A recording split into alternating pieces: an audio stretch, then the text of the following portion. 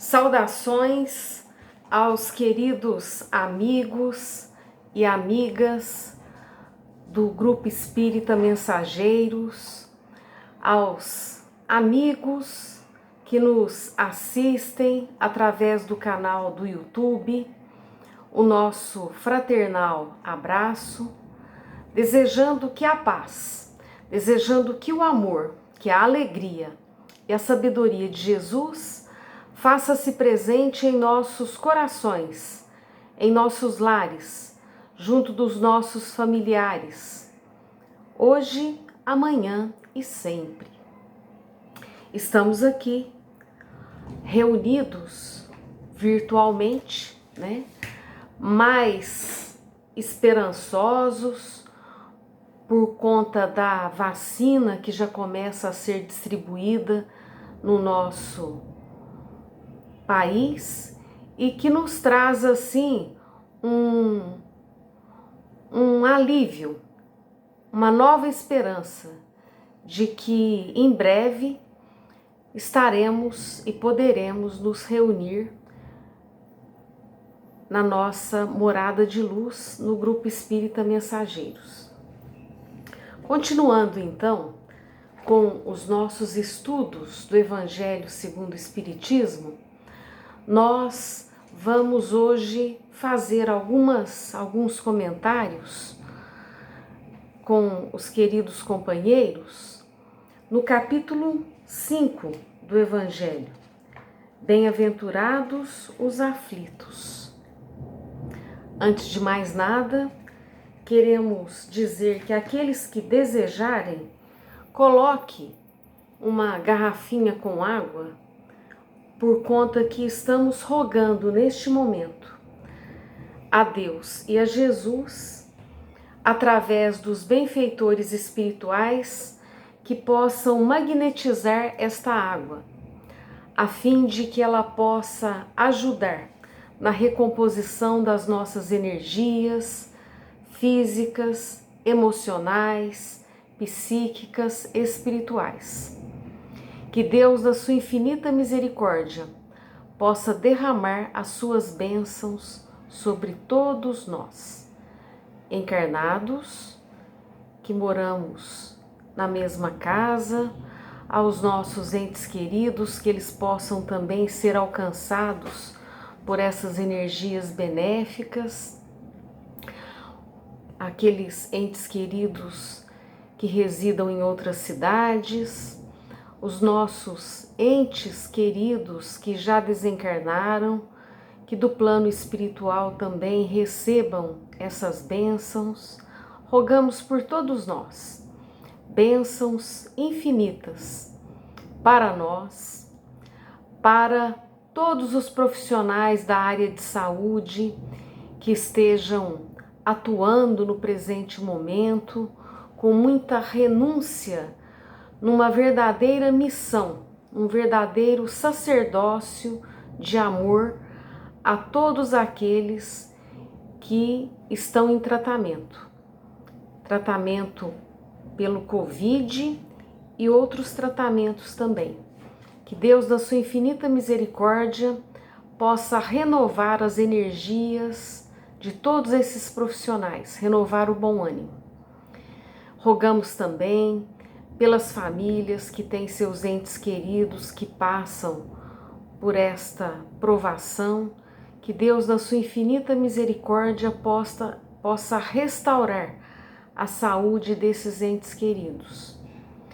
E muito mais do que pedimos e pensamos, que Deus, na sua infinita bondade e misericórdia, possa abençoar a todos nós. Queremos hoje falar do capítulo 5 do Evangelho segundo o Espiritismo, nas instruções dos Espíritos, onde se fala da melancolia. E Kardec vai colocar lá uma mensagem de um benfeitor que começa assim: sabeis porque, às vezes, uma vaga tristeza se apodera dos vossos corações e vos leva a considerar amarga a vida? É que vosso espírito, aspirando à felicidade e à liberdade, se esgota, esmorece, ali ligado ao corpo que lhe serve de prisão.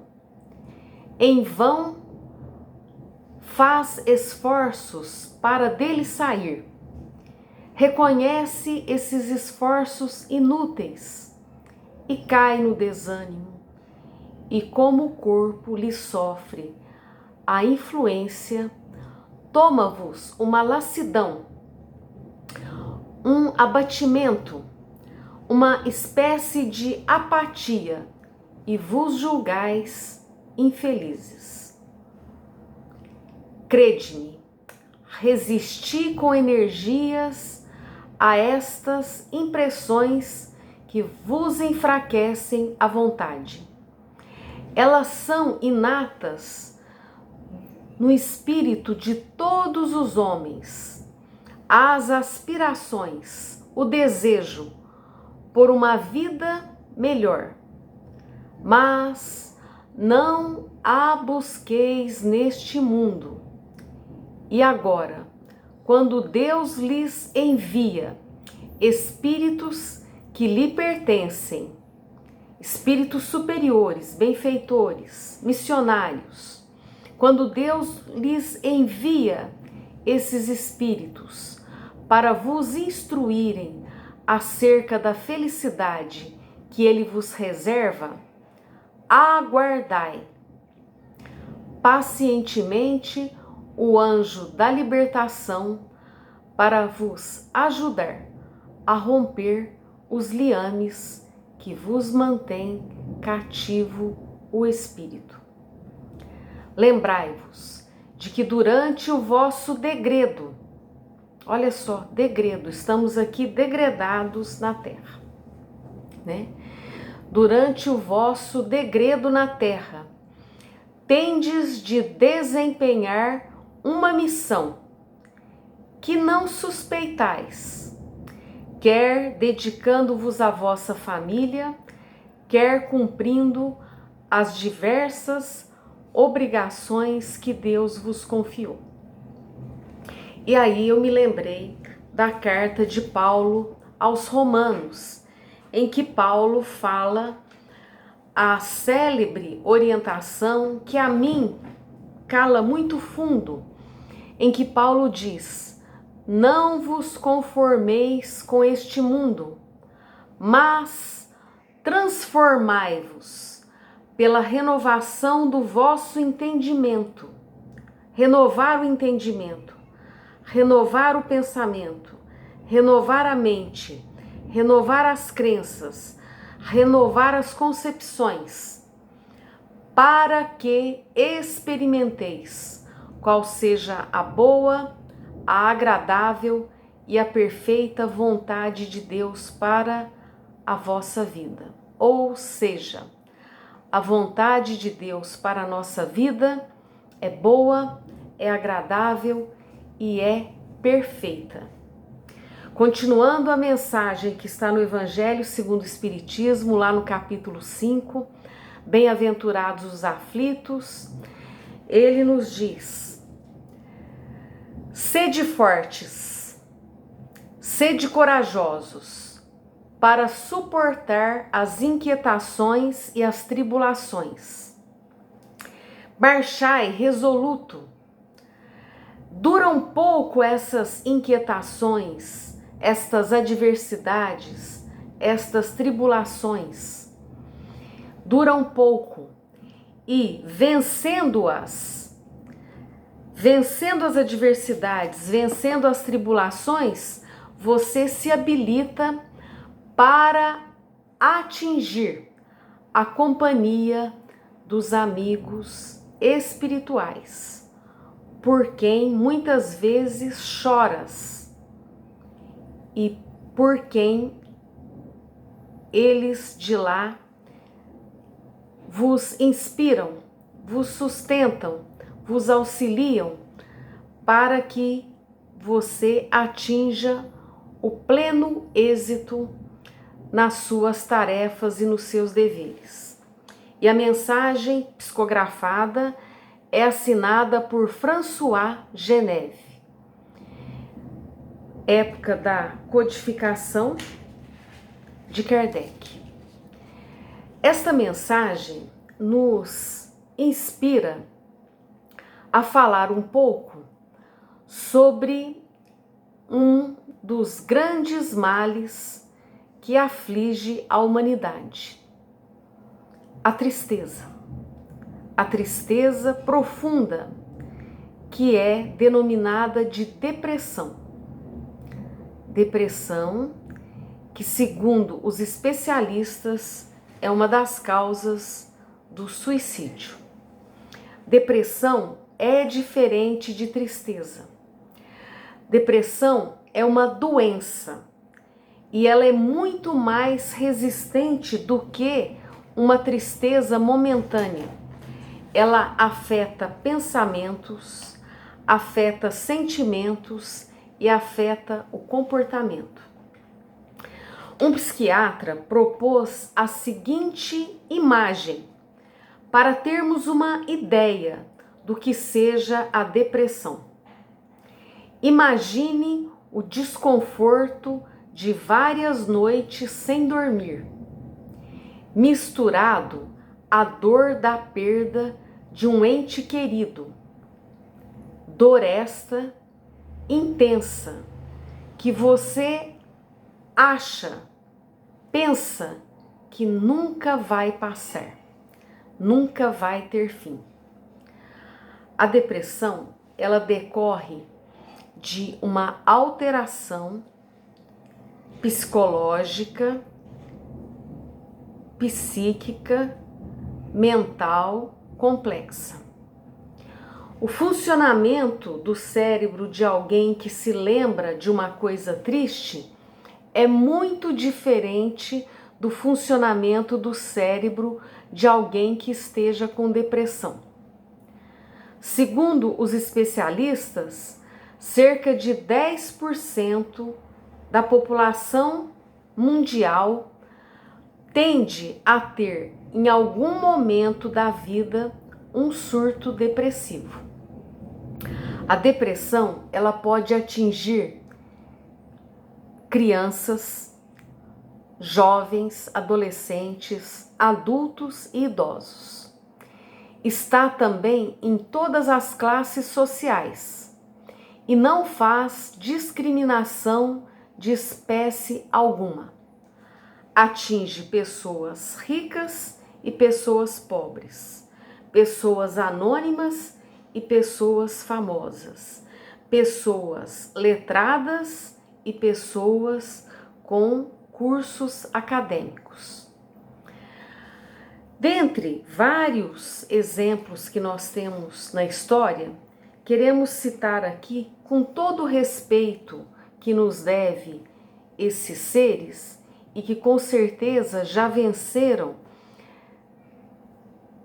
aquela circunstância de uma vida ali vitimada pela depressão, o pintor Van Gogh, gênio da pintura expressionista, que entre momentos de euforia e tristeza, uma depressão bipolar, pintava quadros. Queremos também citar Ernest Hemingway, escritor que ganhou o Nobel com o livro O Velho e o Mar e caiu depois em uma profunda depressão.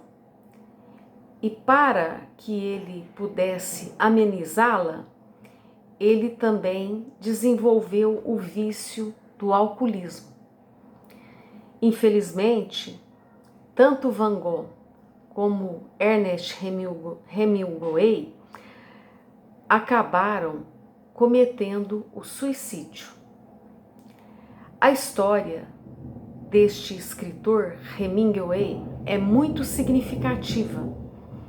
Ele era famoso, ele tinha amigos em Hollywood, E certa feita, os amigos queriam que ele novamente buscasse um tratamento. E eles alertaram a esposa que ele poderia cair em determinado momento novamente no surto depressivo.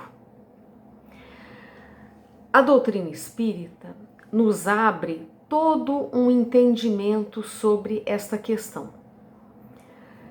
A pessoa deprimida precisa de apoio e tratamento médico e precisa também de uma terapia, tanto uma terapia convencional como uma terapia espiritual. A doutrina espírita, através de vários livros em que Kardec trata, por exemplo, no Céu e Inferno, que ele traz várias mensagens, nós temos duas obras muito significativas. Uma é Nosso Lar e a outra é uma obra ditada a Ivone Pereira por um escritor também português, Camilo Castelo Branco, que lá em Portugal, tendo uma vida muito, digamos assim, agitada para a época, recebendo ali um diagnóstico de que ficaria cego e por se sentir humilhado diante daquela situação, ele acaba por tirar a sua própria vida. Ivone Pereira, então, vai receber, ditada por Camilo Castelo Branco, o livro Memórias de um Suicida, que é revisado por Leon Denis. A obra foi recebida em 1926, mas ficou guardada cerca de 25 anos, porque ela trazia informações para a época complicadas para virem a público. Esta obra falava, por exemplo, de aparelhos que eram utilizados no mundo espiritual, num hospital de acolhimento dos suicidas, chamado Maria de Nazaré, criado para acolher e confortar as almas dos suicidas em tratamento.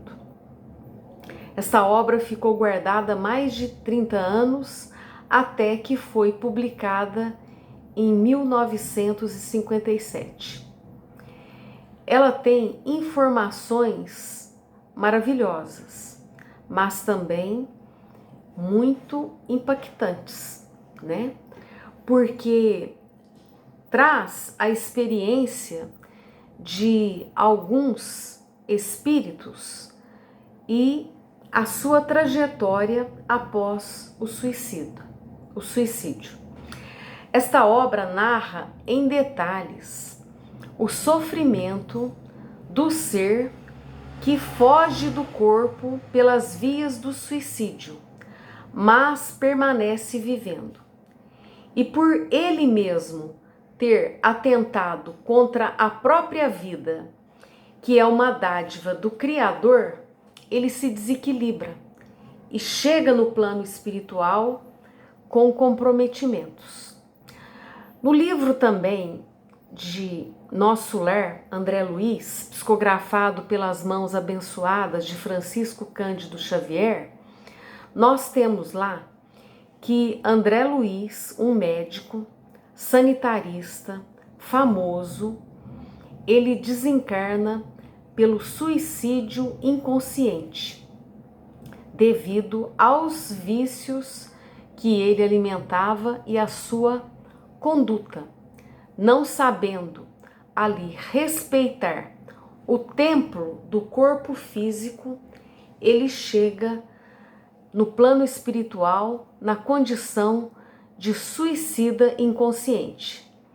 E André Luiz vai dizer lá no prefácio: busque a verdade. Busque a verdade enquanto você está encarnado, para que a verdade não te surpreenda. Lá no livro Mensageiros também é uma série maravilhosa, A Vida no Plano Espiritual. André Luiz vai dizer que, como médico, ele nunca imaginou que ele teria que adestrar os órgãos do espírito e não só os do corpo para continuar vivendo além da vida física.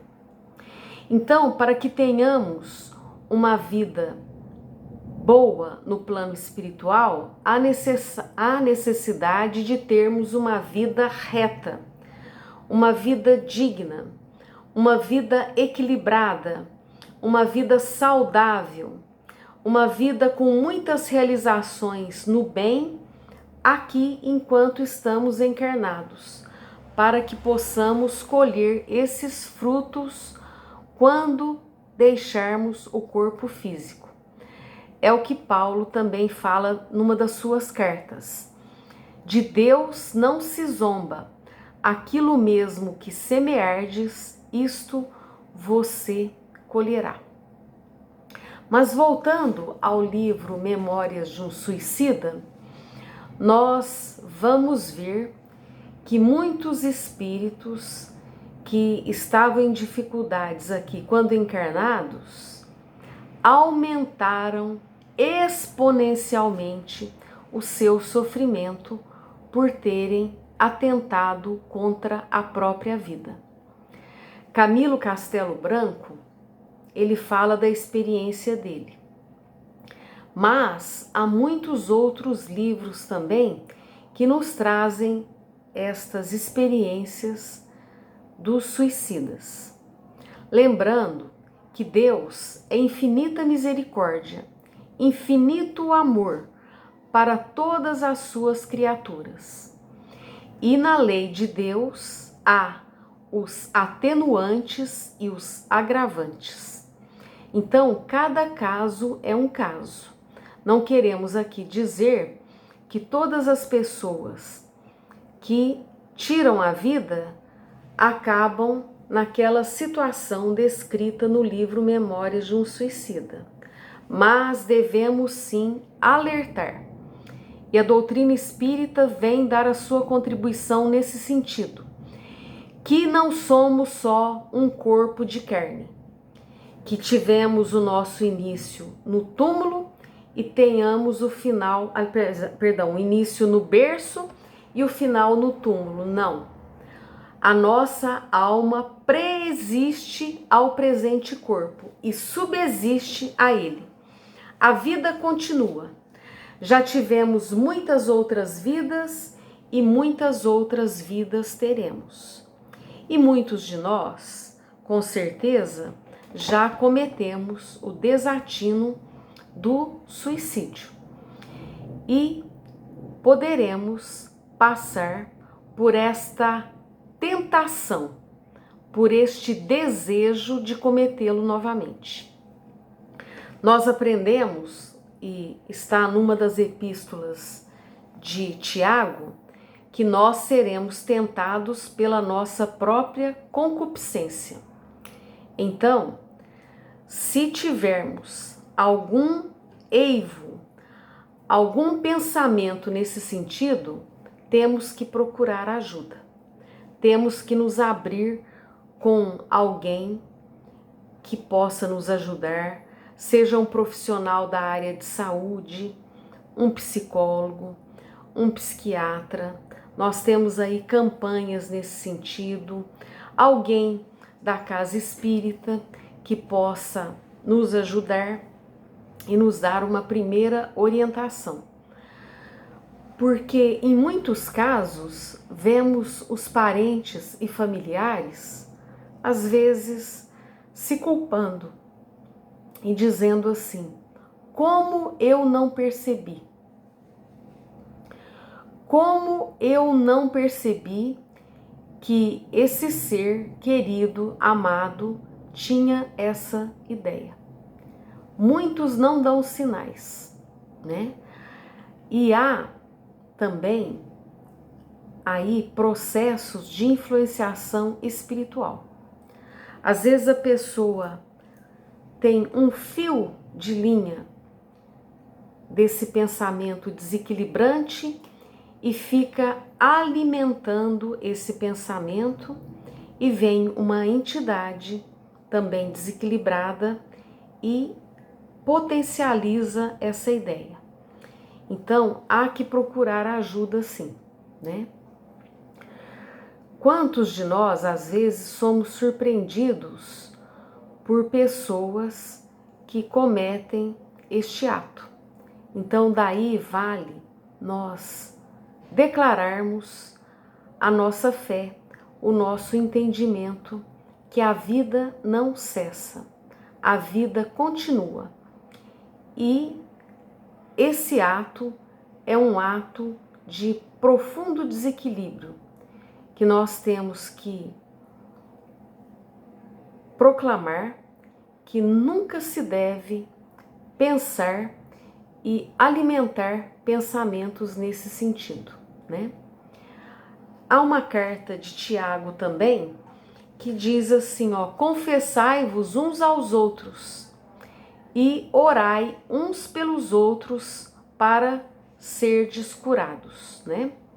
Oremos uns pelos outros para que possamos ser curados, e confessemos uns aos outros quando nos venha um pensamento infeliz. Então, buscar uma palavra amiga. Chico Xavier, eu quero contar aqui, certa vez, quando ele atendia a famílias lá em Uberaba, recebeu um casal cujo filho de 11 anos tinha perdido por uma doença degenerativa as duas pernas. E esses pais estavam desesperados, porque os médicos, acompanhando ali o desenvolvimento da doença, perceberam que para que pudesse manter a vida do menino, eles teriam também que amputar os braços por conta dessa doença degenerativa, né? E os pais ficaram desesperados e foram até Chico Xavier. E o Chico, logicamente, tinha a assessoria espiritual de Emmanuel. E Emmanuel então disse ao Chico: diga aos pais que autorizem que os braços sejam retirados. O menino não vai viver muito, só mais alguns meses, mas isso é necessário, né? O casal, Emmanuel explicou, morava numa fazenda com o menino. E quando eles se ausentavam, Emmanuel contou que o menino, só com os braços, saía do quarto e ia rastejando até o quintal, apoiando-se nos braços para chegar a um riacho que corria no fundo da casa do casal, pensando ali em jogar-se. E Emmanuel vai dizer: ele se suicidou, ele retirou a própria vida nas últimas 10 encarnações. Nesta, ele não pode fazer isso de novo. Então, a providência divina fez com que ele nascesse com estas limitações para que ele pudesse interromper aquela sequência de suicídios em que ele se entregou, né?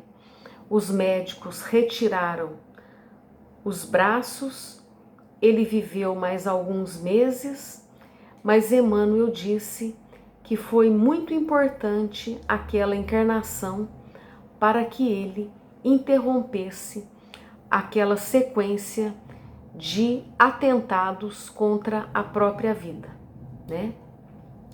Então, nós temos que ter muito discernimento, temos que cultivar o orai e vigiai, para não cairmos em tentação. Jesus falou e João anotou lá no seu evangelho. Jesus disse assim, ó, no mundo tereis tribulações, mas tende bom ânimo, eu venci o mundo. Então tenhamos bom ânimo, tenhamos coragem diante das adversidades, não nos entreguemos de maneira alguma e busquemos ajuda. Busquemos a ajuda do livro, do Evangelho de Jesus. Busquemos todas as literaturas que temos ao nosso alcance, um manancial maravilhoso, um tesouro incalculável de orientações que poderão nos fortalecer através do discernimento, iluminando a nossa razão. E também, junto com isto, praticando atos no bem, estudo e amor, como está no Evangelho segundo o Espiritismo. Espíritas, amai-vos, eis o primeiro ensinamento, e instruí-vos, eis o segundo ensinamento, para que tenhais uma fé raciocinada e uma fé viva e ativa nas obras do bem. E assim, logicamente, nós conseguiremos amparo, ajuda para as nossas vulnerabilidades e fragilidades. Que possamos refletir sobre tudo isto e que Deus, na sua infinita bondade e misericórdia, derrame as suas bênçãos sobre todos nós, sobre a nossa casa, a nossa família, os nossos entes queridos. Muita paz a todos, fiquem todos com Deus, Jesus. Até o próximo encontro.